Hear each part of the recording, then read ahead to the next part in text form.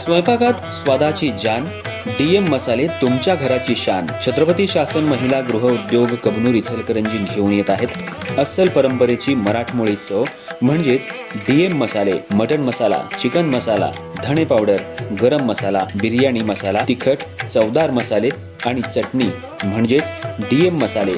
तर आजच आपल्या जेवणाची रंगत वाढवण्यासाठी केमिकल विरहित डीएम मसाले, गृहिणींच्या मनातले मसाले आणि चटणी अवश्य वापरा. डीएम मसाले महिला बचत गटाद्वारे करणारे स्वच्छ माफक दरामध्ये म्हणजेच डीएम मसाले. संपर्क दिव्याताई मगदूम, मोबाईल 91 30 80 22 55.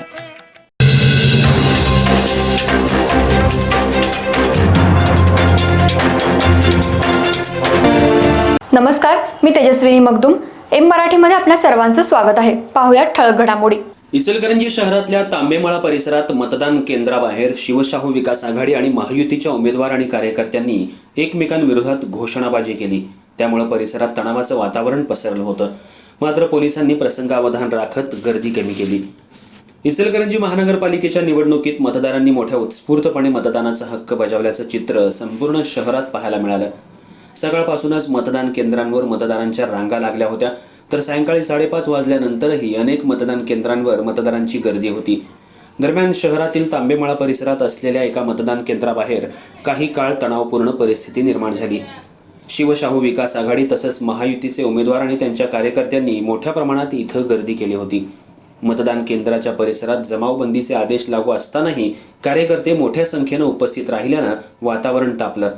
यावेळी दोन्ही गटांकडून एकमेकांविरोधात जोरदार घोषणाबाजी सुरू झाली. त्यामुळे परिस्थिती अधिकच चिघळण्याची शक्यता निर्माण झाली. परिस्थिती नियंत्रणात आणण्यासाठी पोलिसांनी तात्काळ हस्तक्षेप करत जमावबंदीच्या आदेशाची आठवण करून देत सर्व कार्यकर्त्यांना मतदान केंद्राच्या परिसरातून बाहेर जाण्याच्या सूचना दिल्या. मात्र आधी शिवशाहू विकास आघाडीचे कार्यकर्ते आणि उमेदवारांना बाहेर काढा, त्यानंतर आम्ही बाहेर जाऊ असा पवित्रा महायुतीच्या कार्यकर्त्यांनी घेतल्यानं काही काळ तणावाचं वातावरण निर्माण झालं.